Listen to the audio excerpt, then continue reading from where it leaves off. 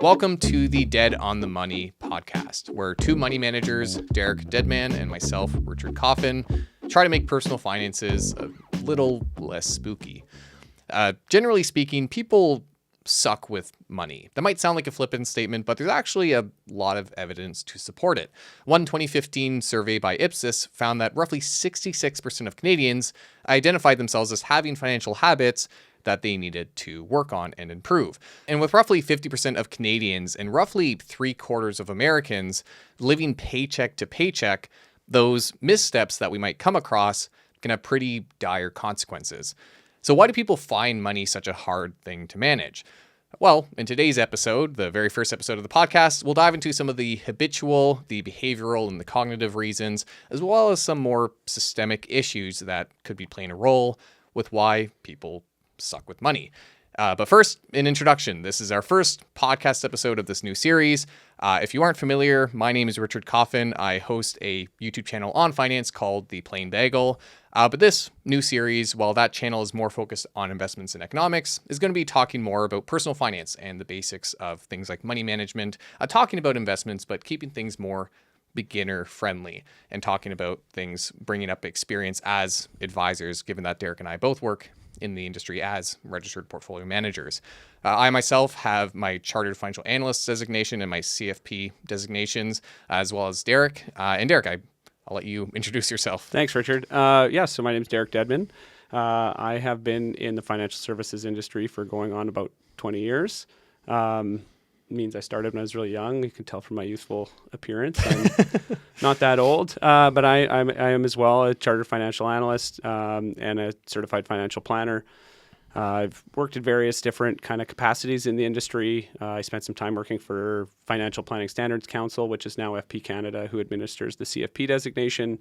I've been involved in various different kind of organizations and committees and stuff when it comes to stuff like financial literacy and financial research and stuff. I've been very passionate about personal finance and kind of how it can impact people's lives and so not only as a career, but to also kind of on a giving back kind of way. So yeah, I'm super excited to be doing with this. Richard and I, we get to work together every day too. That's right. And now we get to do a podcast. He's the famous one. I'm just so you might recognize, if you come from the Plain Bagel channel, you might recognize Derek from a long time ago where we had one sort of offshoot podcast episode where we chatted.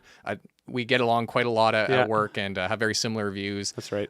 With your veteran experience, especially compared to mine, I think I couldn't ask for a better co-host, given your background. And you didn't mention it, but you also worked on you were at one point the chair for the FP Canada Projections Committee. The Projection Assumption Guideline Committee, which has been around since, I can't even remember now, but 2009, 2010-ish. And so it's a committee that is in charge of kind of using a research-based approach to come up with reasonable assumptions to be used in financial planning projections, which is kind of a neat thing to be a part of. Yeah, kind of an industry resource that many advisors and planners use to make their forward-looking assumptions for planning and the like. And you were also on a subcommittee for the government regarding financial literacy. Yeah, so Canada's Financial Literacy Task Force, I was on a subcommittee that kind of helped develop the research plan, which guided a lot of what the committee was doing or the task force was doing. And I also spent some time with FP Canada, had a research foundation, so I was the chair of the research committee for that. And that committee the research foundation would raise money to kind of fund research in the area of financial planning, financial literacy, financial well-being. So definitely some interesting experience there. Yeah, so like I mentioned, definitely couldn't ask for a better co-host to start the series with. And with the similar last names, both equally morbid. Match made in heaven. That's right. We always talked about doing something. We did. And I think whether it be a firm or something. We changed the name. Yeah, that's right. It's just, I feel Deadman like it's hard to attract money, to a channel, to a company with that kind of, again, morbid I think there's a lot of money in funerals and probably so could be our new venture. That could be our side hustle. Yeah, that's right. We wanted to start with a discussion of what we call the evidence of people not being great with money, because it's easy enough to say that, but it's makes more sense to kind of give some supporting evidence for it. And so I have some numbers here I'll highlight. One being that there was a report by BDO for Canadians living paycheck to paycheck that found in 2023, 47% of Canadians identified as living paycheck to paycheck, meaning that they either wouldn't be able to meet their expenses or were just barely able to meet their expenses, leaving very little room for saving. It's actually a number that's worse in the US, with 70% of respondents likewise identifying in a Forbes advisor survey that they either wouldn't be able to meet their expenses or just wouldn't have any leftover room for savings. So clearly a very difficult topic and probably a sensitive one for a lot of people, if not the majority of people to some degree. There's also surveys from Self.Inc. 1 in 4 Canadians also admit to overspending. I think most people can probably have some experience with that, at least at some point in their lives. And over time, we've actually seen some of these metrics get worse. In Canada, for example, the gross savings rate is below pre-2008 levels. And we've seen Canada become the highest G7 nation in terms of household debt to disposable income, with the ratio being at 185%. Meaning for every dollar of income, we have roughly $1.85 of debt in Canada. Likely, as we'll talk about, tied to real estate. But that's kind of some of the figures we have for evidence of making this claim. But to talk about the reasons why we get to this point, why we've had this sort of bad track record in many degrees in Canada and both the US, I think it's important to acknowledge, and we've talked plenty about how it's not as flippant as people are terrible with money and just don't care to get better with money. That could play a role, and we'll talk about that. But there are a lot of reasons, and we've kind of identified 5 sort of areas. With the first being what we'll call idiosyncratic causes of financial hardships. That could be something like an unexpected medical bill, especially in the United States. That's why I pay for travel insurance every time I go down. But number one leading cause of bankruptcy in the U.S. is unexpected medical bills. In Canada, it's as you might expect, it's the overextension of credit, which I think is number 2 in the U.S. But goes to show that kind of these unexpected life situations can happen and can cause these unexpected issues. Could be lawsuits, could be medical expenses. I guess in the end, it's not always bad behavior. Sometimes it's just bad luck. Tough situation, bad luck, but I guess it also goes to show that if possible, kind of planning as far ahead as you can, and being in a better position if you're able, having better behaviors kind of early on, which I think we'll talk about a bit more, can at least hopefully put you in a bit better of a position to weather that if you can. But I guess part of it is just recognizing that. As flippant as we are about sucking with money, because I think Richard and I are both pretty good with money. I think that's what we bond a lot about is our frugality sometimes, right? Like, here we are, both with an investment management firm, and I think we both buy our clothes at Walmart sometimes and Costco and stuff, and that's just calling me out on a podcast. I'm the same way, and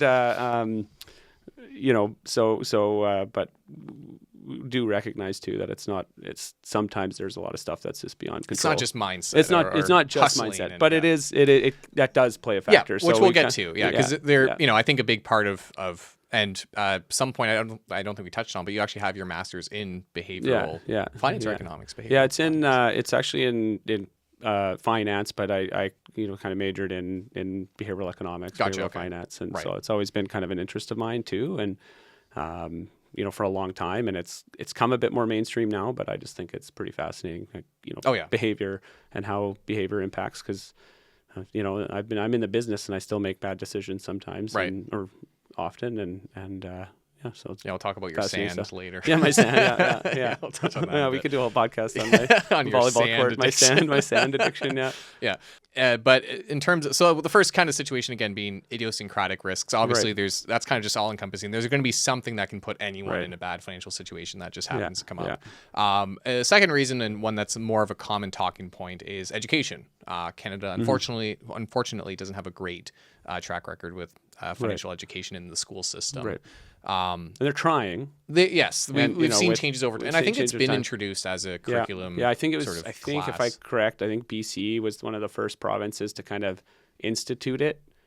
I think the challenge is they instituted it and they said, yes, this has to be part of what you're teaching, but I don't know if they ever ended up like developing a curriculum necessarily. They just said, here, you have to teach this, but maybe not as formal. Yeah, as formal, but I'm sure there's been more advancements. I know that was kind of part of the whole idea. This task force on financial literacy too was that, you know, that can't, like, the government, like, it was an important part, kind of, I think, that the government wanted to address, and understanding that on average, not just in Canada, but kind of, I think, globally, you know, financial literacy isn't where it could be, and that definitely, I think, impacts it. Yeah, so can't speak to how that's being taught today, but certainly I know for sure for you and for myself, growing up, it was not anything that was even broached really in school. I think we might have brought up interest rates talking about just math class, you know, learning how to use percentages and compounding and stuff, but that was about it. Nothing about taxes or the types of accounts you have to say. You know, debt, I think debt. I think I've had so many, you know, growing up, you know, friends who, you know, I think don't understand. I remember, you know, I actually remember very early in my career, when I was first working for a bank, I had somebody come in wanting their first car loan, and they had a good job, they had the income, and ended up getting declined because their credit rating was bad, and their credit rating was bad because they had taken out a cell phone plan when they were like whatever, and they didn't pay it. I didn't even know at the time that. Oh, geez. I don't even know if that's still the case, but if you don't pay your cell phone bill and it goes into arrears, then it goes in, and so, you know, they kind of admitted, oh, it was just a bad mistake when I was a kid, and kind of thing, and it's still suffering now because of it. So they just didn't know. Sometimes you don't know what you don't know, and I think so that can definitely have an impact. And yeah, if you're not learning about debt, and I mean, credit cards can feel pretty attractive when you're 18 years old, and you're like, what? I mean, I can just spend this money and I'll just pay it later, and I only have to pay $10 a month. Amazing. Like, you know, you don't really understand the hole you can put yourself in early on. So yeah, I think education is an important factor. Yeah, and for that reason too, about the age at which you pick up those skills, like when you're 18 is when you kind of start going into that space by yourself, right? You're possibly paying for your living expenses by yourself and stuff like that, and so you're forced to all of a sudden learn all this stuff yourself, and that might not be guided the right way without that kind of background education. Right. And we've seen some people try to fill that gap. I know it would have been a number of years ago now, but I used to volunteer for, I forget what the name of the program was, but maybe I'll highlight it in the description. But there's a program where they would bring professionals to elementary schools, and I think it was grades 7 or 8, or actually they had a range of grades depending, and had appropriate activities. But we did like it was like a rent budgeting sort of activity, and talked about things like spending in university. I could remember what they're called, but I know it's a good organization, and they have volunteers come in, and I know, I think they've come to my kids' schools now and stuff too, and it's interesting. Yeah. So, you know, it's those kind of, education plays an important role, and we've seen some countries do it better than we've seen in Canada, and likewise the United States. But importantly, as we kind of highlight with the first reason, also not the only reason for poor financial decisions. And in fact, I kind of have to highlight that point. Norway is actually one of the leading countries in terms of financial education, in terms of the rating of their country, and also happens to have one of the highest levels of household debt to income, kind of right up there with Canada. And to that point, it kind of brings us to the third point, which is more macroeconomic variables, and unfortunately just how expenses pace in factors like inflation and the like. Housing's been a really big one, and also an important one in Canada. We've seen, for example, the price to income ratio. So it's the average price of a home to median income in Canada has increased from 4.2 times in 2004 to 7.7 times in 2024. So almost roughly a bit shy of doubling of that stat in terms of how expensive a home is relative to your income. And then the US, a bit of a lesser increase, but from 6.0 times to 7.2 times. And obviously part of that as well is housing is kind of seen as this non-negotiable expense in many people's eyes. Like most people say, well, I will own a house at some point. It's almost part of the American psychology to an extent. So as home prices have increased, people have just rolled with the punches and allocated the necessary income to make that work, which has caused problems. Also, don't need to tell the audience about inflation and the likes at this point probably, but that plays a role as well when you don't see your income adjust to inflation, especially in years like we had with 2023, where inflation is high at this sort of almost double digit level in Canada and the US. And I mean, I even think when they, with the CPI measures and all that stuff, like I don't even know if it always captures it, because if you look at the real necessities and stuff like groceries, like I feel like that stuff's gone up even more than the numbers show, and inflation, it's coming back down and all this stuff. But I mean, you go get groceries now. Like, I mean, I feel very blessed and fortunate that it's, we can make it work, but that we're at a point, and I'm sure you feel the same way, but like I still go and stop in at the grocery store on the way home to grab a couple of necessities. You have a basket of groceries and it's like $180, and you're just, I mean, what, like it's crazy. It's almost absurd with how expensive it can be. So you can see those kind of factors. And there's a lot of contention over how the figures are calculated and the like. And it is worth highlighting too. It's also geographic to an extent, or regional. Some places don't feel it as hard as others. And especially major cities like Montreal, for example, is last time I went there, I couldn't believe how expensive the groceries were. But grow your own food. That's our first number suggestion. one suggestion. Jumping ahead a bit. Start your own farm. Start your own farm. Yep. Get some chickens. And that's an interesting one too. It's a topic I put out a video on the channel about grocery prices and the like, because a lot, there's this discussion a while ago about how some politicians were arguing that it was grocery stores were squeezing the consumer and increasing their margins during the pandemic, and that's what caused skyrocketing grocery prices. But it turned out to be more systemic than that, where the profit margins for big grocery chains in Canada did increase slightly, but in the US, where we saw similar food price inflation, in fact worse food at home price inflation than in Canada, there was no expansion of margins, no notable expansion of the margins over that period. So now you can have the argument about who in the supply chain is increasing their margins at other people's expense, but all to highlight sort of this unfortunate systemic thing we face as consumers, just increasing prices and the frictions that come when that doesn't align with income. Over time, we should see the two move more in step, but in the short term and even more sort of on a secular basis, they don't always match up. Right. So we've seen our housing go up, and now we're seeing everything else kind of go up, and except our wages. Exactly. And the unfortunate thing with housing is because of the investment aspect of it. It's not just sort of this cost-based inflation that we see with housing. It's this side of it where you also have investment demand, and that tends to cause this asset price inflation, which unfortunately is tough to combat until you make housing unattractive investment, which I don't think we're going to see any politician coming forward to try and push that. Because I think a lot of net worth is tied up in housing. So it's kind of a double-edged sword now, I think, at least here. So most Canadians' retirement asset is the home they live in. Is their home they live in, right? And so if you don't want to, there's a lot of people that are counting on that equity, but then there's a lot of people on the other side knocking on the door wanting to own that home but can't afford it or don't want to afford it. And so how do you bring prices and make it more affordable without kind of taking away the equity of that's kind of existing? So it's a tough position. I mean, we could have a whole episode just on maybe real that's the estate. next episode. It could be real estate. Why does real estate suck? Why does real estate suck? But to that point as well, in terms of structural changes, there's also this tricky aspect with housing where, speaking of the investment side and profit seeking and the like, there's also this aspect where builders have, because of the demand, have changed the types of properties they build to be more focused on the higher end, sort of higher price tag properties. So there's less of that affordable housing that's actually being made.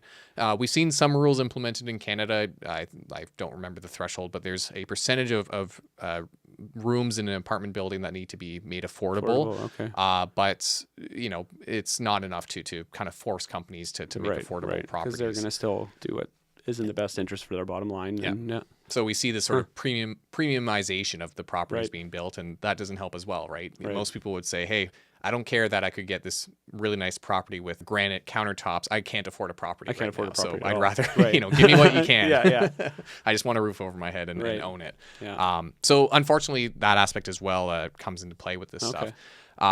However, we kind of alluded to it at the beginning, but what kind of aspect of money management that I find super interesting that you did your master's in, so I assume you would as well, is the fourth kind of reason, which is the behavioral and cognitive reasons, the psychology side of money and why there's kind of this uphill battle we face when dealing with money.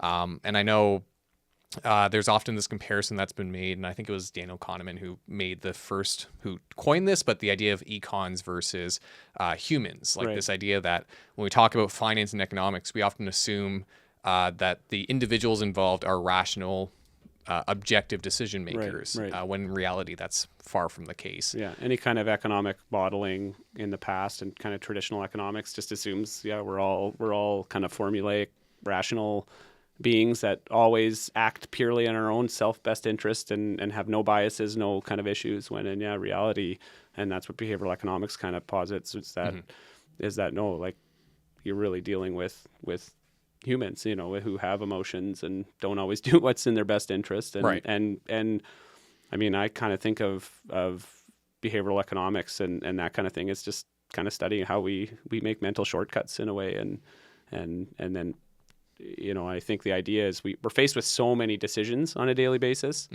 and all these decisions, all this data, and we just are, try to be efficient with it, and we take kind of shortcuts and use different biases to kind of process stuff, and that kind of can lead to sometimes less than optimal decisions, I guess, and that's kind of a easy way to put it, I guess, in a way, right? Yeah, and I think it's almost when, not to self-promote in any way, but when you talk about advisors, this is kind of one of the biggest areas they can provide sort of a benefit in. I'm okay with us self-promoting. Well, to avoid the conflict. Yeah, right. I think that's by far the lowest hanging fruit that an advisor can offer in terms of benefiting clients. Absolutely. And one kind of benefit of kind of the education side of it is becoming aware of these biases, because you can't inherently get rid of them, but if you recognize them and acknowledge them, you can mitigate them to an extent.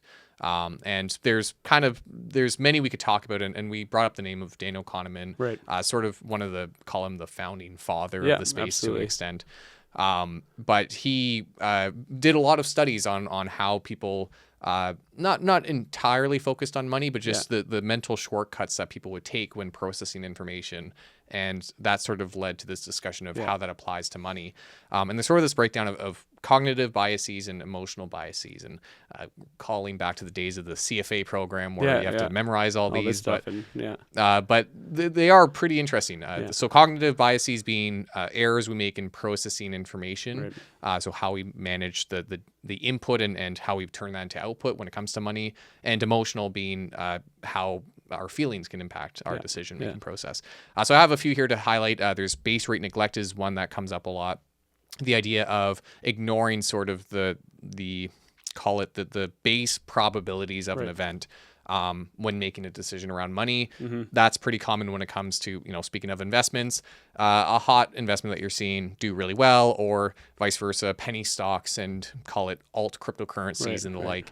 Assuming that, they have a chance of skyrocketing in value when the base rate would argue the vast majority of penny stocks and cryptocurrencies don't do very well when you kind of aggregate all the information.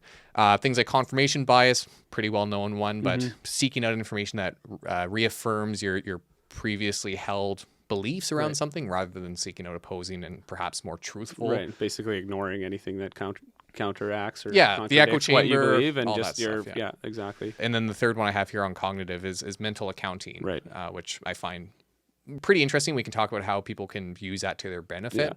But that can be things like even though money itself is fungible, meaning that a dollar bill that you earn is the exact same as a dollar bill that you won in some way or found on the street. We often treat them differently based on the source of the income. You should optimize that. Yeah, exactly. But who amongst us would not go and use that $2,000 they found on the street and have a great day? It's free money, right? Like exactly. Whereas if it was gift, whatever. I mean, and I even think with that too, like kind of investment decisions can be sometimes, clouded by that. Sometimes, maybe you own stock in a company you worked for or something like that. You might be more tied to that too, even though you should sell it maybe or whatever, you might not. So it's pretty interesting. And that's something we come across a lot actually is this theoretically when it comes to portfolio management, the idea of diversification would argue that because you have a lot of human capital, so your earning salary tied up in the company you work for, you should look to diversify the risk of that company going under by diversifying your financial assets. And it's not to say that's a bad program to be involved with. A lot of companies for sure give a benefit to signing up with a stock or maybe option program. Maybe you're stock, or maybe it's kind of gifted or whatever, like granted yeah, options exactly. or whatever, and that's part of your compensation. Profitable. That's great. Yeah. However, there is a point where it can become too intensive or concentrated, and you have, again, both, not just financially, a lot of people have their assets really concentrated around this one company, but when you, again, consider the human capital side, which a lot of people don't. Yeah, that's right. There's a lot of concentration there. A lot of risk there, so those are some cognitive biases. There's also the emotional biases, things like self-control bias, a little self-explanatory, but having the difficulty of pursuing long-term objectives and instead seeking out short-term gratification. I forget what that study is, but it was a marshmallow or candy study for children. The kids. I think it was. I think it was marshmallow originally. I think they've redone it with Oreos potentially. Yeah. Right. Yeah.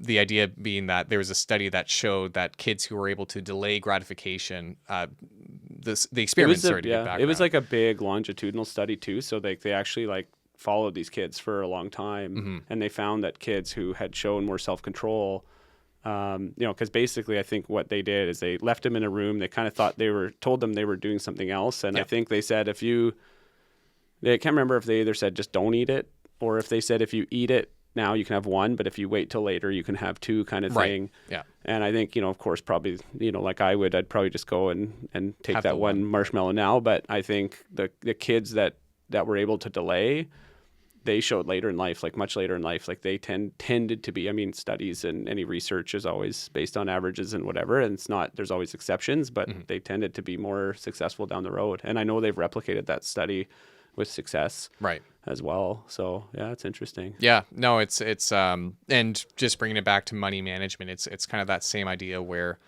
people who might struggle with self-control bias are, retirement's probably the biggest one, but you just don't put aside money, or you don't think about it until it unfortunately becomes a bit too late or much harder. And the unfortunate things with say saving for retirement and the like, people really hit it over the head, the idea of compounding and how great it is. But it's true that the earlier you start, the better. And the further you delay saving for retirement and investing and compounding returns, it exponentially increases the amount of money total that you actually have to put aside for retirement. So it makes it a lot more difficult. Another really kind of well-researched one, emotional bias, is what's called loss aversion. The idea of really wanting to avoid that feeling or sinking feeling when you lose something, and that can make you more conservative with your money management. So a bit interesting when you talk about money management, but you might think that's a good thing that you're more conservative with your decisions based on losses. It still leads to irrational or less objective decisions when it comes to managing money.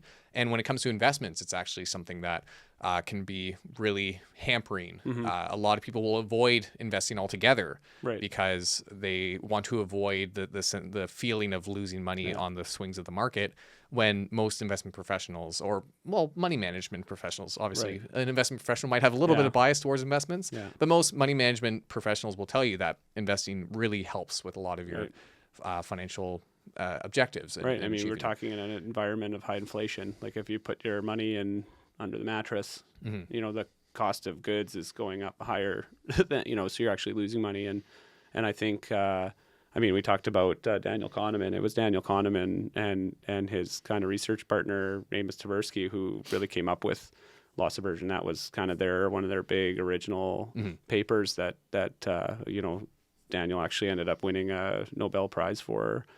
But it's interesting. I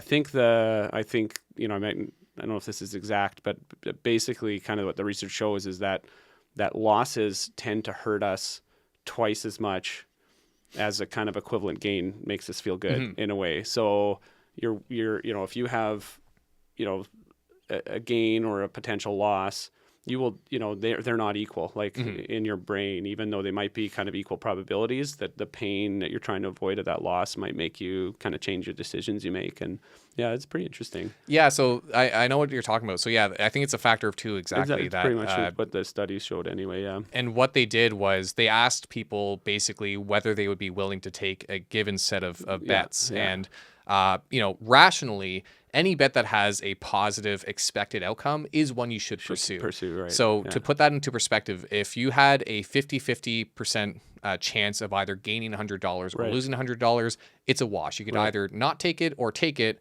And technically, your expected return is $0, meaning you're expected to be the same you started. Right. However, if you had, say, a 50% chance of losing $100 and a 50% chance of gaining $101, technically that is a positive outcome, and you should theoretically take that bet. However, most people would probably say no. That extra dollar is not worth the potential $100 downside. And so what they found was that most people, the threshold at which if you keep increasing, $102, $103 was double the loss amount. So meaning that people would take the bet if they had $200 of upside, but $100 of downside. And again, that can, that conservatism might benefit in some ways in certain decisions.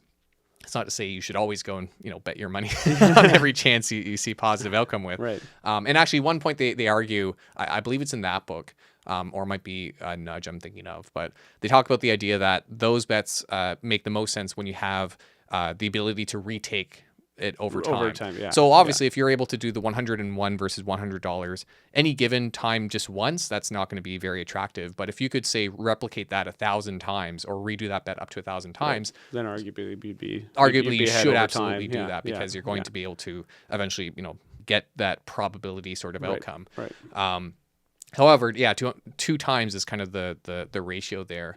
And the interesting thing with it is in the book Nudge, which was written by Richard Thaler and Cass Sunstein. That's it, Sunstein. And in this book, where they talk more about kind of policy and political and economic policy, and how to use behavioral economics to inform policy. They talk about the idea of with insurance. Generally speaking, the rule of thumb is that you should always maximize your deductible, because it minimizes your cost of insurance. The constant that you're always paying no matter what. The constant you're always paying, And mathematically, they argued in this book that the cost of the insurance will always outweigh the benefit of the higher deductible, or the lower deductible. Meaning that you should arguably always try to expand your deductible to decrease your cost, because to your point, you're decreasing a certain cost while only increasing a potential cost. And generally speaking, the odds are more in your favor if you take that approach. So interesting stuff like that when it comes to loss aversion, how that impacts our rationality with money. And I'm, again, to the point that most people can probably relate to, finding $20 isn't as great as losing $20 feels bad. It's much more gut wrenching. It is when you lose the $20. There's also status quo bias, which is pretty self-explanatory, but the idea that it's very hard to make changes with your finances.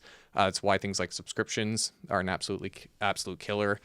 Unfortunately, something much of the industry is moving towards. We're going to be subscribing for our computers in the near future, I'm sure. Well, I think what I've kind of found interesting, even this was years ago when I was doing my master's, but a lot of this kind of stuff and a lot of these biases, I think, really have been kind of well known more in marketing. And there's, because I think marketers and companies were pretty good at exploiting some of these biases. And they figured it out a long time ago. And the idea of status quo, it's all about inertia. And I think they understand that inertia can be a pretty powerful force. And if it's just you're just kind of on that path, it's kind of hard to break off of it. And I think, once you kind of subscribe to something, and that's why they have all these kind of freemium models. They try to get you hooked, and then they get you subscribed, and then they just kind of, I think the whole gym industry has made a living, pretty good living, I think, of people that pay and don't go, right? That's right, yeah. Gyms and you know, even TV subscriptions, pretty much everything these days. And, you know, to that point as well, and what they talk about in the book Nudge specifically is, and I'm sure we're all familiar, the idea that canceling a subscription is made so much more difficult than adding a subscription. And that's by design. It is. Right? Because, again, you just click a button to subscribe, but you might have to send an email or might have to do this or fill this form to cancel. Yeah. And to call out a service, you know, I actually like Bloomberg and the like for news subscriptions, but the amount of pages you have to flip through just to cancel your subscription, because I'm a chronic subscribe and unsubscriber. I see an article I want to read and I subscribe and use it for that month, and then I quickly unsubscribe. And I'll talk about kind of strategies there, because I think I'm pretty on top of subscriptions. That's one area I've been very cognizant on tackling. I used to do those credit cards, like travel point credit cards, because I was used to travel a lot more for work, so I was in the airport, and they'd always have the kiosks with it, and you know, you'd go in, you'd usually get a premium travel card. Right. You'd get like bonus Aeroplan miles or air miles, whatever it was, or points. They would waive the first year fee, so I would just sign up, and I would use it for the year. I would get the points, and then I would cancel it. So I had a new. But it kind of got to be a bit of a pain. At a certain point, the marginal benefit. Then I had kids and you know, all that stuff, and now I just don't have time for that. Well, to that point, actually, one point that you had mentioned before is this idea of mental scarcity. So those were kind of some emotional and cognitive biases, but on top of that, there's also this idea of like you mentioned, mental scarcity. So maybe you can talk a bit to that, but the idea of getting more busy and how that can impact. Well, yeah, that's interesting. So there's actually a book called Scarcity. It's a really good book, but it's by two researchers. I can't remember where they're from, like UCLA or something, or Stanford, but they kind of position, and it kind of goes against almost with, you know, we were talking about the financial education piece and the financial literacy and like how important that is. But their kind of view is that a lot of times that these bad decisions that we make, or bad decisions that we like, you know, bad financial decisions, aren't necessarily because we don't know better. And their kind of argument is that we really only have like so much bandwidth. And we get it. We all feel it, right? Like I know after a busy day at work, or if I'm thinking about a big meeting tomorrow or this or that, like I can't really deal with anything else right now. Right. And it's kind of the same with financial decisions. And they're even kind of saying more, especially, you know, with people that are maybe facing financial hardship, you know, the idea to use like a payday loan or something, like go to money. It's not that they don't know that that's not good for them long term, but it's, you know, whatever, they're facing this, or they're just trying to survive to the next day. That's all they have the bandwidth to deal with. And so that's kind of a big thing too. And I think that's kind of an interesting one. And I think it kind of resonates, because I can see how it impacts other areas of my life. Like I'll make some, you know, if you're tired, or if you're really into a big project at work, or I coach a lot of volleyball for my kids, and I'm busy doing this, plus I got my day job. And then all of a sudden, I don't know, like the furnace breaks down or something. You're just like, and you just take the easy, quick thing, and then you look back after, and maybe I overpaid, or maybe I should have got more quotes, but I just needed to get it done. Yeah. And so I think that's kind of a factor too. And it's a good book. I recommend it. It was pretty neat. It's on my to read list. I haven't read it yet, but because you had recommended it before. But it's almost unfortunately what makes getting good with finances difficult for people in lower income brackets and the like. It's sort of that death spiral, right? Where it is. You're in a stressful financial situation, so you take more shortcuts and the like. And you, to your point, you have less bandwidth to go and figure out a budgeting and perhaps look for a higher income, or this is not to speak on that, but if I have a stressful day, fast food is kind of the biggest thing for me. That's even a good example of it actually too. Eating out more and going to restaurants and the like is kind of a crutch, I guess, is a way to put it, for other stresses in life. And it's hard to be on top of finances when you have all these other factors. So it's, again, to the point of we talk about people having these factors work against them. It's very tricky when it comes to money. And I think that's kind of part of it as well, as when you can say, when we say mindset is a big part of it, it's not the Dude Bro podcast of just got to will yourself through it, or motivation and What's stuff. That? I remember watching like Oprah with my wife like 10 years ago or something. And it was like that book, like The Secret. And it was like, you just need to will it into existence. Just manifest. And it was like, I think they had someone on there's like the example. I remember I still remember this. It's not like I watched Oprah a whole lot. Maybe this is closer to 20 years ago. I don't know. Time flies. But the lady's on, you're driving into a mall and you want to park. You just feel it. And that parking lot would be there for me. And it's just like, that's kind of crazy. So it's not that simple. And we're not trying to say it's that simple. Like there's so many factors, but that doesn't mean you can't take small steps. Yeah. And you can't be aware of kind of the issues and the biases and kind of the things you're doing.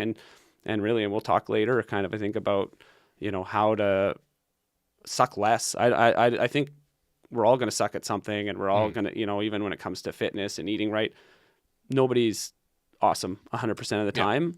But it's just trying to be a little bit better. Same way I coach, like I said, I coach club volleyball, and we don't expect our athletes to come out and be a completely different athlete after one practice or one practice. And we're just asking them. It's like talking to them about being 1% better every day. And I think approaching finances can be that way too. Mm-hmm. And I was telling you before we started, I was reading an article too, even about kind of, I was, getting ready for the podcast, and I'd read an article earlier about how we view finances, or like a lot of people suck at money just purely because they think they suck at money.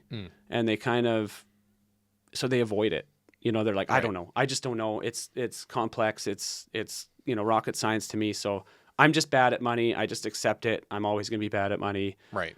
And I think, you can see in other areas of life, I think people can be like that too. Like, I'm just not good at it. So I'm just going to ignore it kind of thing. And I think, and maybe hopefully for a couple of people watching the podcast or whoever, like just, reading a book or starting to get a little more interest in it, might realize it's not a foreign language. Like it's not, and you don't need to, it's kind of like if you want to start eating healthy or be healthier, you don't need to go on this major, huge diet right away. Like maybe just start making a few small changes, and those changes kind of snowball over time. And maybe you'll realize like it can get better, can be better, but yeah. So no, it's tricky. And I think part of it too, which I don't know if we would have, I don't think we talked about it, but a lot of people talk about, it's in Thinking Fast and Slow, that book by Daniel Kahneman, this idea of, as alluded to in the title, we have these two sort of systems, and there's the slow and patient and critical thinking side of our brain, and then there's the impulsive and reactionary side of our brain. Yeah. And when we talk about behavioral biases, it's usually that second part of our brain that we're dealing with, the gut instinct around money. Right. And the tricky thing with dealing with money is our brains aren't really evolved to deal with money, and that's what's so tricky about it. Yeah. Is you think about evolution and how long it's taken for simple features to evolve over time. Right. Meanwhile, the introduction of money has been only thousands of years in the making, which is not nearly enough time for our cognitive abilities to adjust for that. So even kind of at that evolutionary level, there's this uphill battle we face with it. Right. So again, it's to acknowledge that these are real factors that influence. However, it's to also say that when you recognize what those limitations are, and some people call it the reptile brain, but this sort of caveman gut reaction to whether it be throwing money into a risky stock or spending all your money on at a store on stuff you like. Yeah.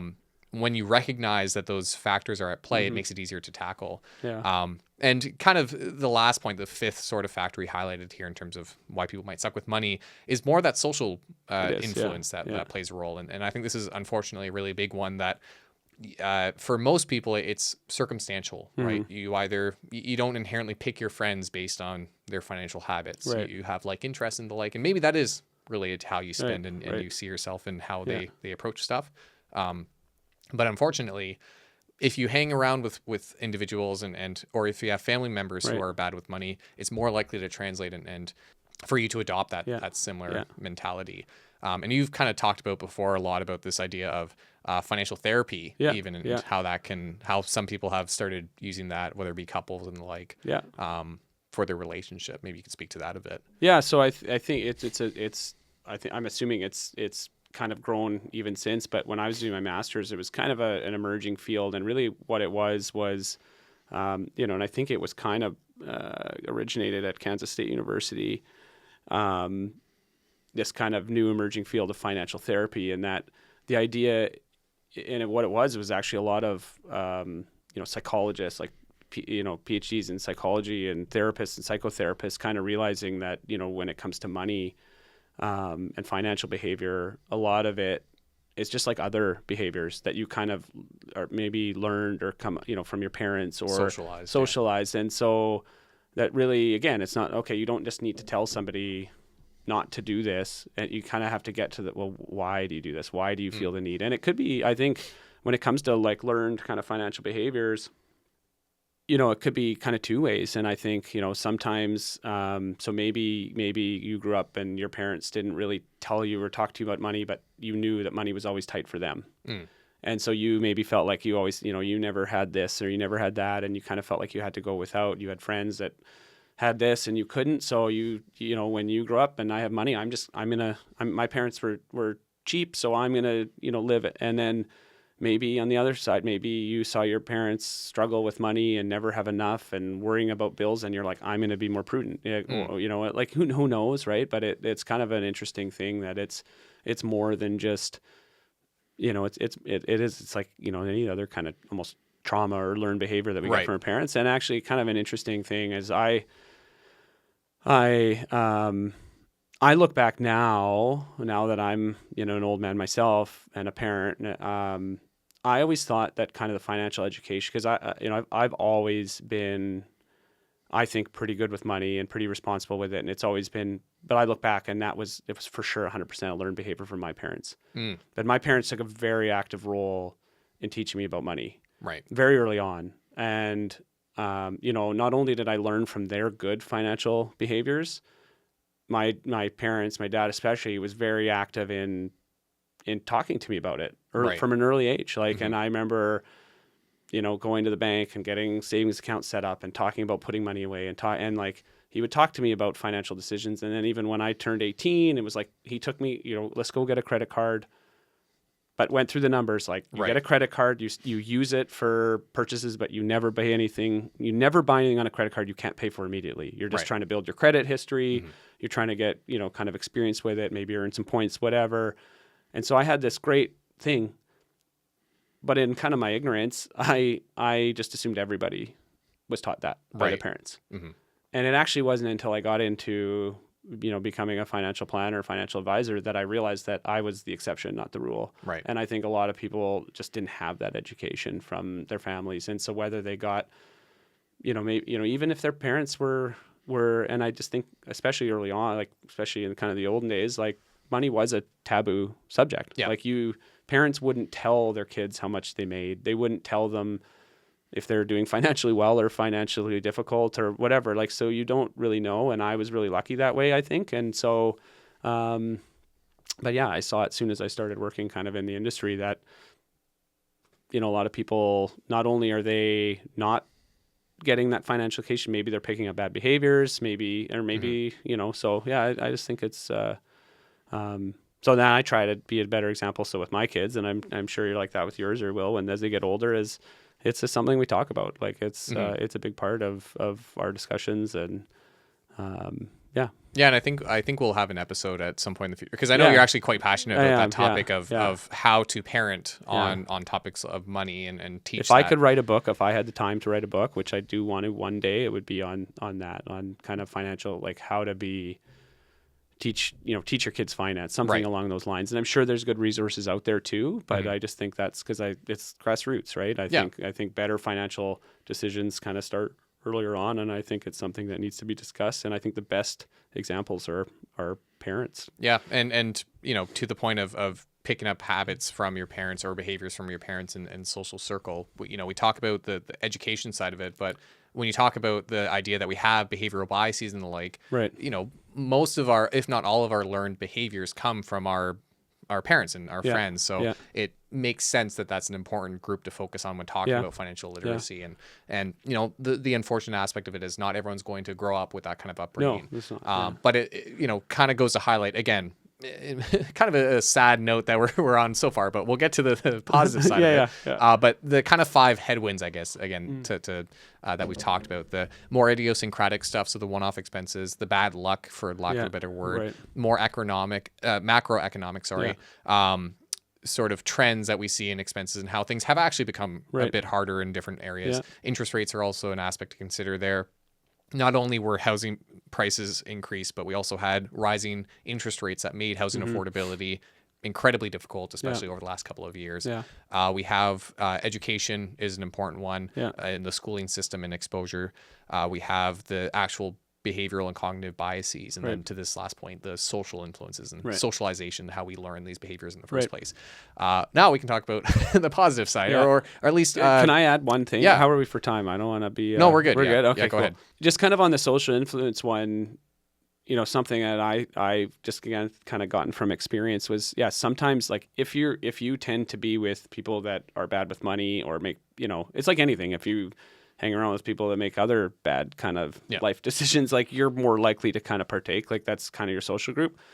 But I've seen it too in my career that it's not even that. Like it's not just like, oh, so don't hang out with people that are bad with money necessarily.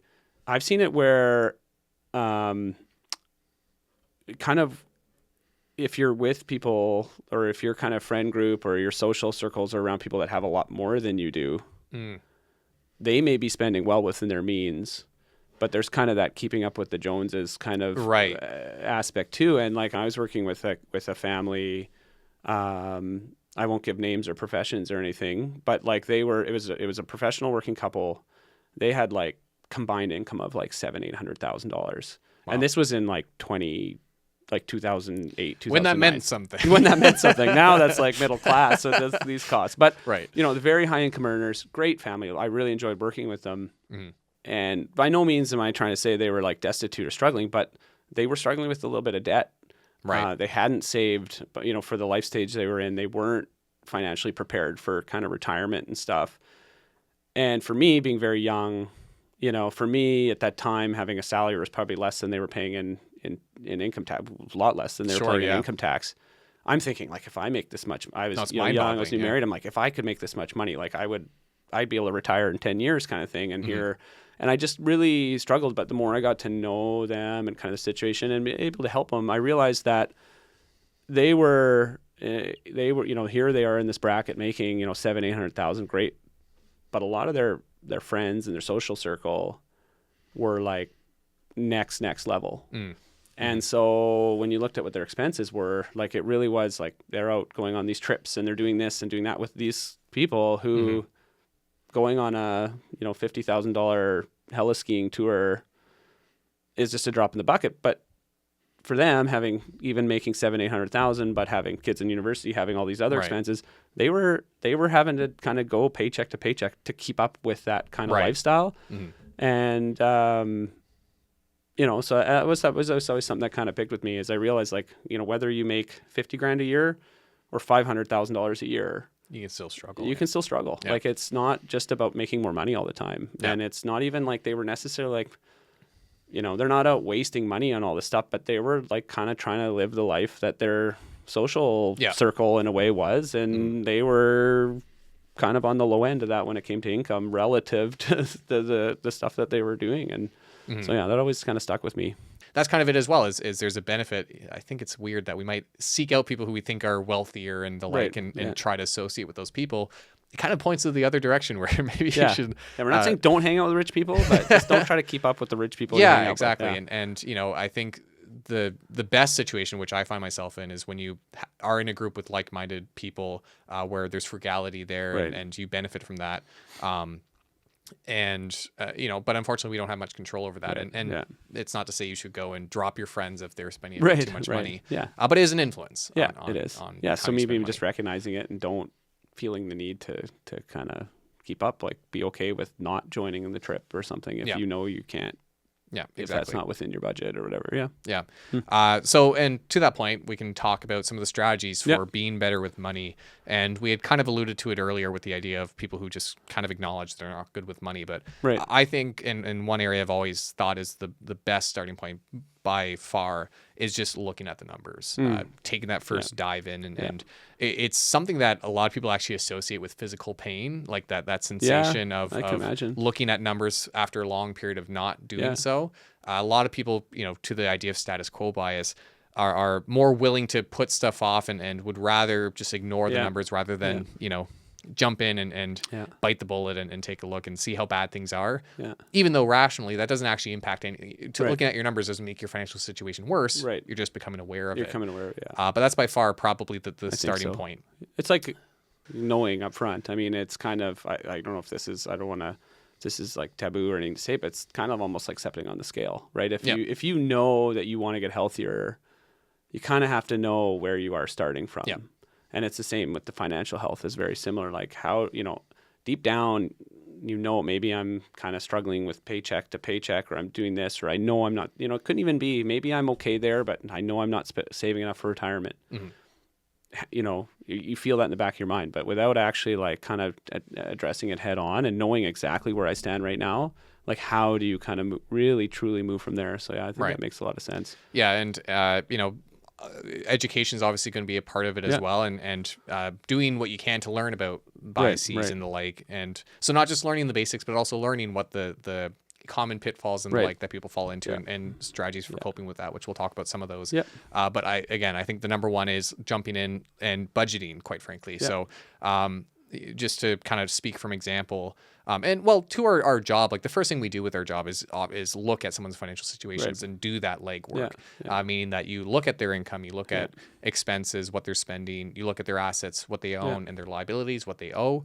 And you do the math to see, are you on track? Are you going to be able to retire with the nest egg or amount saved that you need? That you want, or are there changes that need to be made? Do you need to increase your income? Do you need to decrease your expenses? Focus on different areas.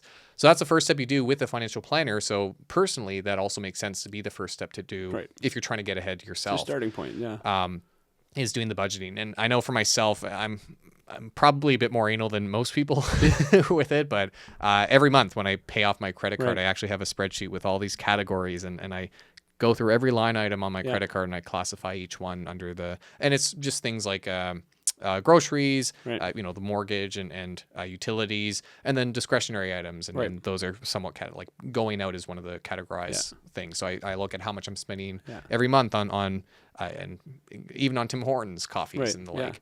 It might surprise you. Exactly. And it might be like, you know what, if I really, because in the end, it's sometimes about balance and trade-offs, and it's not like, okay, well, I'm never going to go to Tim Hortons again, or I'm not going to have that Starbucks or whatever. Right. It's about, okay, well, I want this, but I also want this. Yeah. Well, how much of this am I willing to give up to get this? Yeah. And it's not, nobody's saying, well, it's dumb if you do that. You'll see, I know there's kind of out there that, well, you just should never do that. That's just such a waste of money. Well, it's not really, it's kind of up to you to decide what's a waste of money, but you need to at least acknowledge how much you're spending on it to decide. And so if I say, well, okay, maybe I'm a little too much of that, and I'm willing to kind of dial that down to put myself on a little bit better of a financial footing. That makes sense. Yeah. And I alluded to it earlier. We didn't end up talking about it, but I think we've both kind of had this idea of it's not about being incredibly frugal to the point that you're not enjoying life, right? Yeah. And we mentioned your sand that you purchased. So a bit of background: Derek is really into volleyball and beach volleyball. Yeah. And he has his own court in his backyard. 2 courts now, actually. And how much sand? What was the weight of sand you bought? So now each court is roughly a little over 300 tons of sand. So I don't know how much that costs, but I assume it's not cheap. So, but I'll just say that. But thousands and thousands and thousands within your means, within my means, and I weighed. It was. To get to personal, I'm a former varsity volleyball athlete. Like I've played volleyball my whole life. I love it. I coach it. My kids both play it. I coach beach volleyball, indoor volleyball. I love it. I've wanted to have a beach volleyball court for a long time. Mm-hmm. But, it wasn't until, about 5 years ago that I was in a position where I could do that without, having to make other financial sacrifices. So I wanted it 10, 15 years ago. Sure, yeah. And you know what? My knees would have liked me having it better then, and I'd been even better still. But I wasn't willing to kind of sacrifice, paying down my mortgage and saving for my kids' education and doing all those other things just so I could have this amazing court in my backyard, which is now 2 courts. Right. And so, that's just it. That was it. And that was kind of my decision. So but it's within my means. I didn't have to take on debt to do it. I had saved, and I was in a position where it was something I could do. And And it gets used a lot. So Good. Yeah. Yeah. But all to say that, I think it's not to call names, but it's kind of like the Dave Ramsey approach of there's a lot of people who follow these strict rule of thumbs Right, because it's easy. And there's some benefit to that. And actually what we'll talk about is some of these strategies really are just focused on making money management as easy as possible to reduce that barrier. Yeah. However, it's, I think to the point of bandwidth earlier, when you have some people who say, you should never buy Starbucks coffee or like, avocado toast was the one that came up for millennials. Oh, that's funny. As being like, millennials, they just spend all their money on avocado toast. Yeah, but omega-3 fatty acids is good for your longevity, your brain health. I think it's important to acknowledge when you do that budgeting, where you're spending that money. But it doesn't have to be that decision, the cold turkey of, I'll never buy avocado toast again, or I'll never buy a Starbucks coffee. I think it's actually more important to find where's my bandwidth that I can free up some of this money. That's what it is. Because it's all about like life is balance. That's what I've always, I've even worked with clients my whole career is that's what I kind of try to preach or to get is kind of balance. Cause I've seen it the other way. I've had clients, work with clients now, and we tend to work with higher net worth clients where it's kind of the opposite. It's kind of like, you should be spending more money. Right. Because how much money do you want to die with? Like, and it's a weird thing to say. And I, like for most people, they're like, that's kind of crazy to think about. But, like that is, like, and I've seen it before where people are so frugal maybe, or they're so kind of focused on conservative, being too conservative that they're like, missing out on stuff now. And so, but then on the other side, you don't want to be so focused on today that you're actually kind of robbing your future either. So why, it kind of, because you never know how long you're going to live or how long we're going to be here. So if you're like sacrificing everything right now for this future that you may not have, or you don't know exactly what's going to exist. So it's kind of trying to balance the both. And that's what I've always felt. It's like anything. It's like your personal health. Doesn't mean, I like to never have exercise and watch what I eat, but that doesn't mean I'm, eating celery only and all that stuff too. Like you still, live a little as well and find that balance. That being said, like having a Starbucks every once in a while, like you will see people be like, it's a waste of money. You should never do that. Mm-hmm. If you're the type of person that can't just have one, then maybe you do have to cut it. Which is where the budgeting comes in. If you find you're spending hundreds of dollars a week on Starbucks, and it's you're either all in on it or all out, then that's your own personality, and you kind of have to figure that stuff out on your own. But I think balance is kind of an important factor there. Yeah, and so speaking of balance and figuring these strategies out, like I mentioned earlier, this idea of and what a lot of these tips are really just trying to make things as easy on yourself as you can. And I do think, the idea of maybe not eating out as much can work for some people. Right. But it's just a matter, again, it's a balancing act. It's not to say that you should feel guilty if you happen to go out one day or when you, it's acknowledging the limitations. Exactly. Yeah. And one point I have here as well is the idea of focusing on habit and routine over motivation and inspiration. That's so I think a lot of people, and it can work at times, where say you're financially struggling or there's a goal you want to accomplish. So you put on some motivational speeches or like, and you get really intensive for a short period of time on improving your situation, but then you lose that bandwidth and you wake up tired one day and you're not able to put that action in. And one thing I've found helpful with many things in life is the idea of focusing on habit and routine over that inspiration, which is the point of doing small steps, but consistently. And that can be a lot better than doing large steps inconsistently. Yeah. It was, I listened to a podcast, it was like a couple of years ago or a year or two ago, but it was a professional beach volleyball player actually. And that was kind of the message. And it always stuck with me too. Because I think of this stuff as a coach, stuff that I'm trying to now help with young athletes that I coach. And he's kind of saying like, it can't be about kind of your motivation or your desire or whatever, because everybody's motivated to succeed. Like there isn't anybody who's like, I don't want it. I don't want it. Right. And you need to be motivated. Sure. Mm-hmm. You need to have the motivation, but that's not enough. Mm-hmm.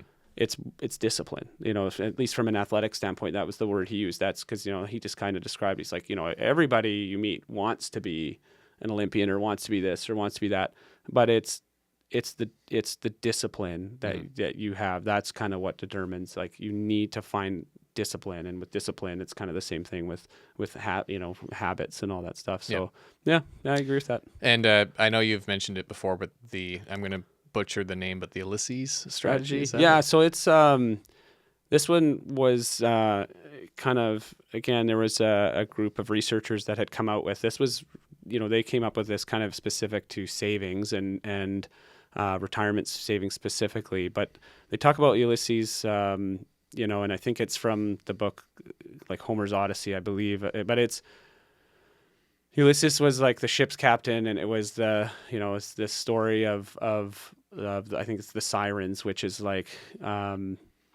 these mythical creature women or whatever that, like, they had the siren song, and if you heard them, you would go to them, and then you'd go to your death, whatever. I don't know exactly what it was. So this Ulysses, he came up with this strategy. He put like wax earplugs in all of the people of the ship, so that they couldn't hear it. He needed to still kind of hear and give guidance or whatever, so he didn't do it, but he had his men tie him to the mast of the ship. Right. And said, under no circumstances, because I'm going to hear that siren song and I'm going to want to do that. Yeah. Don't untie me. Yeah. And so, and that's the way that the story goes, is that he, sure enough, he hears the siren song and he's tied and he wants to go, but, so it works and they get through it, whatever.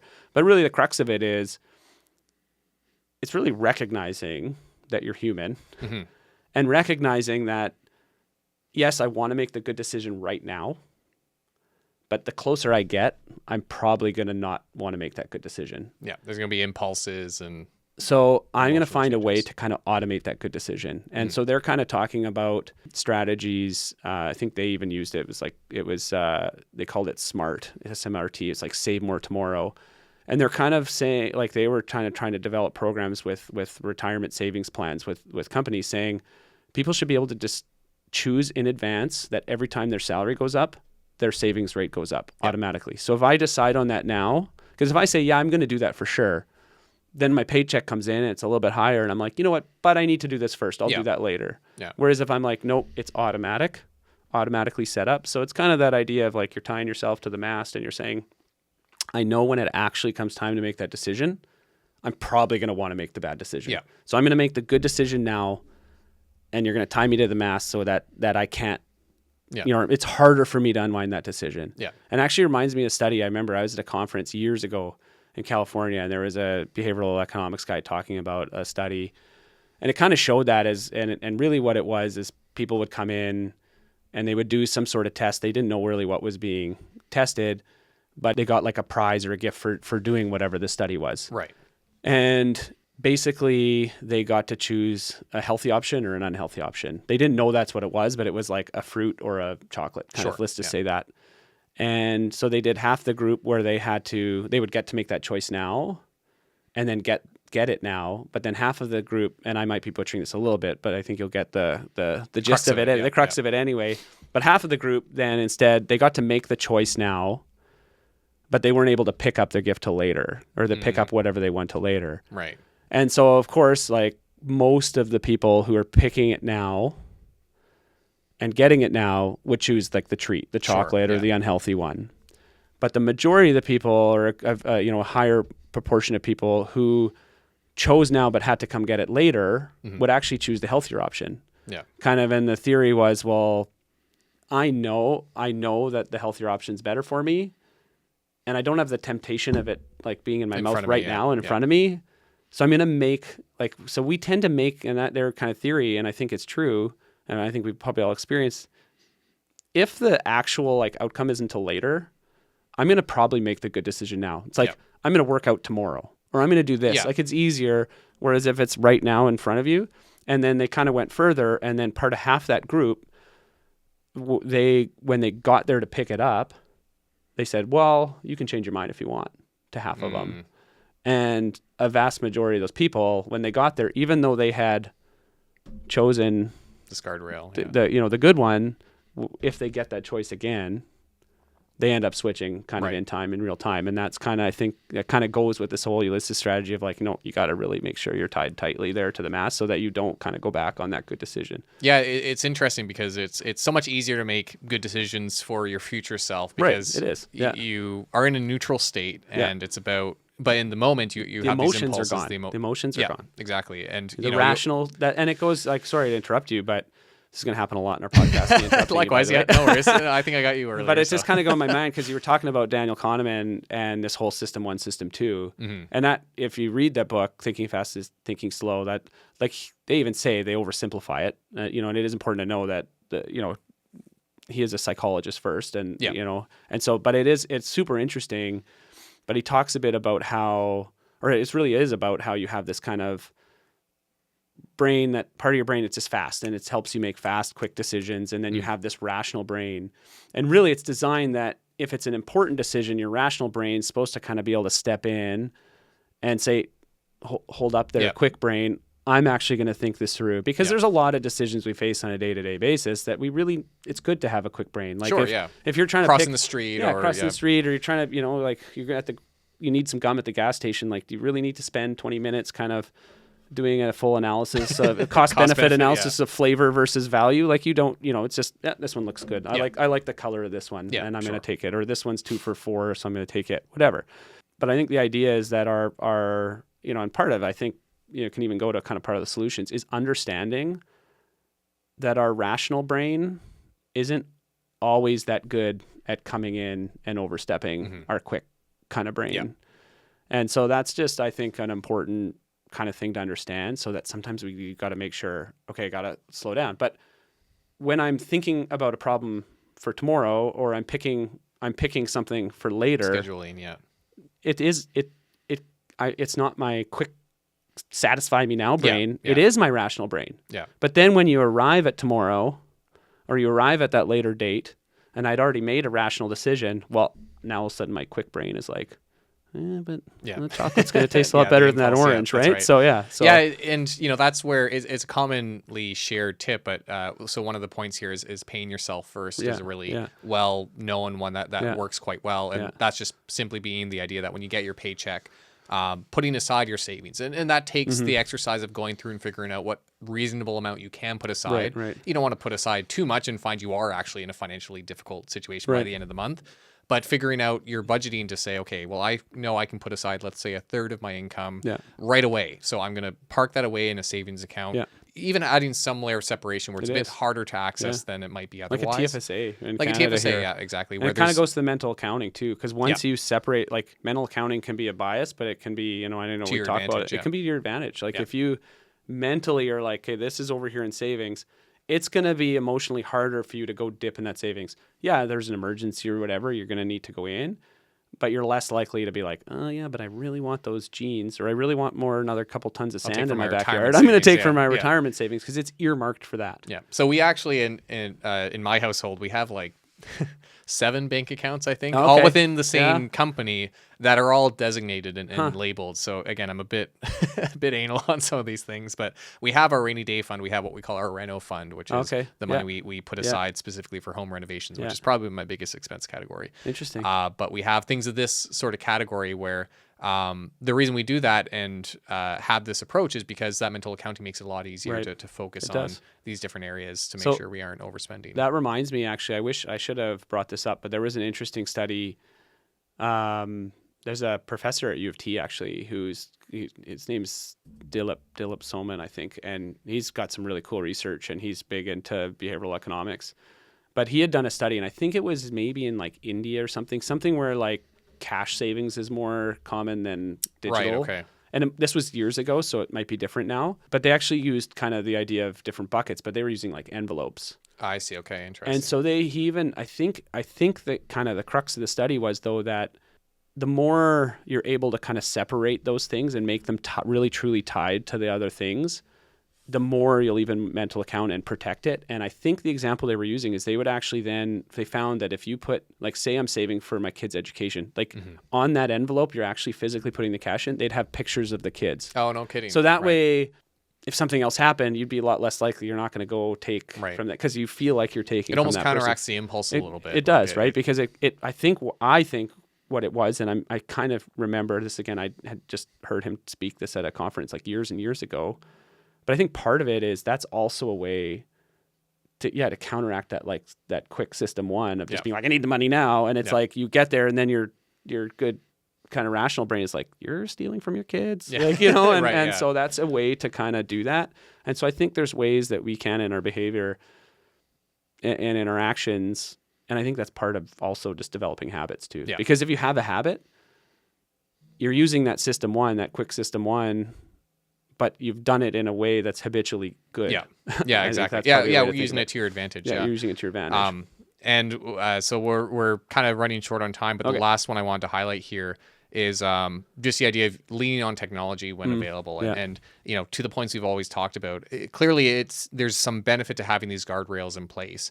And I think the more you can lean on different habits and strategies, but also the new technologies that exist. There are plenty of systems out there that, again, when it comes to pay yourself first, you can have automatic withdrawals for different investment accounts. You can have credit card limits and the like, which some people find helpful. Unfortunately, most credit card companies will call you and say, we can increase your limit. Most of the time, people could benefit mentally from... They just increase it anyway. That's right, Or just say, hey, we've increased $10,000 or whatever.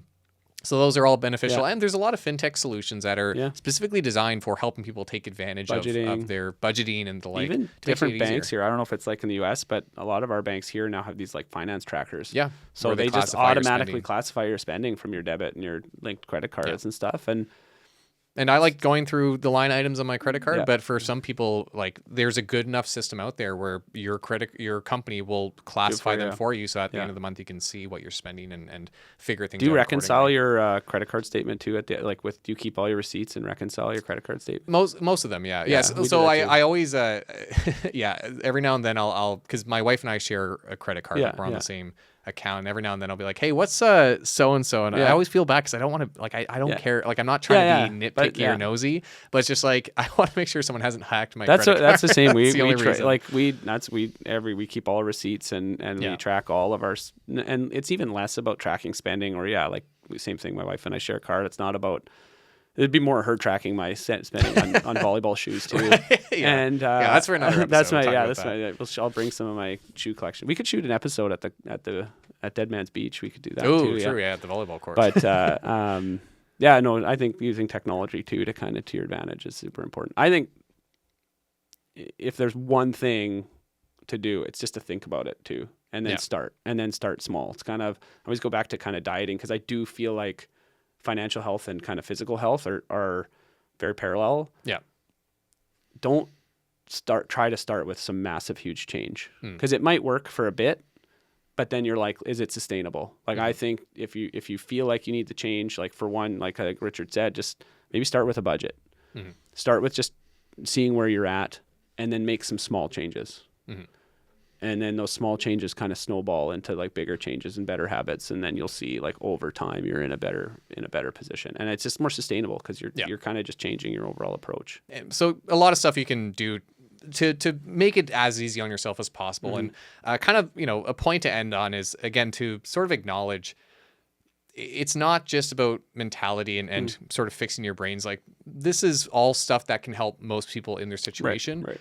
It can't work miracles. Right. And, it's also acknowledging, and I think kind of a frustration some people have with podcasts, not like this one, but not like so many podcasts. We're not a preachy podcast. That's right. We're here to help. I think some frustration is that there are situations where some people are just in a bad, unfortunate circumstance. Yeah. We talked about health expenses in the U.S., for example. So there's no quick solution for making housing affordable and things like that. Yeah. There are things that can help the day-to-day and the habitual stuff. Right. But at the end of the day, it's to acknowledge that there are headwinds that we face and things that can work against us. And just like anything, you do your best. That's right. Yeah, it's doing your best and also trying to account for that as well. Yeah. When it comes to real estate, for example, there's that rule of thumb that you should keep your expenses for housing under a third of your income. These days, that's a bit less feasible than it used to be, right? Yeah. It used to be this sort of grand rule. And I think back in the day, it used to be 25%. Right. And then it just slowly crept up higher. Right. And it's acknowledging that that might not work for all people, Right. but doing what you can within that circumstance, within that limitation. Talking about health in the US, for example, part of that is acknowledging there's this big risk you face with health expenses, and health insurance is something you need to look into to make sure that you have that coverage, and doing what you can again today to protect against those risks. And I think that's right. As advisors, like we always consider that as well. Like it's not just about investments and saving money. There's an insurance side to it. There's a tax side. There's all these other factors to consider that play a role with your money. But hopefully some tips and some insight on behavioral biases, things that can influence how you manage your money and how you do with your financial circumstance. And hopefully it helps a couple people. Hopefully. Nothing else. You learn something, or that's right. Or we just talked for an hour. We just talked for an hour. Which is fine. That works too. But thank you for joining us for the first episode of Dead on the Money. Hoping to put out a few of these at least, and we'll see how it does from there. But bit of a new series, and we'll see how you guys like it. But do let us know. We'll be posting this on YouTube as well as wherever you get your podcast. So you can leave your comments and let us know your thoughts, your feedback. Positive thoughts only. He's got thick skin. I'm a really sensitive guy. Okay, so. Everyone be nice to Derek, but otherwise you can tell us what you think. But if you have thoughts or questions or ideas that you want us to cover in future shows, like we'd love to get that feedback. And but otherwise, thank you again for joining. We're the People's Pod. That's right. That should be our name. The People's Pod on money. Anyway, thanks Derek for joining me, and we'll see you guys in the next one. Thanks for joining.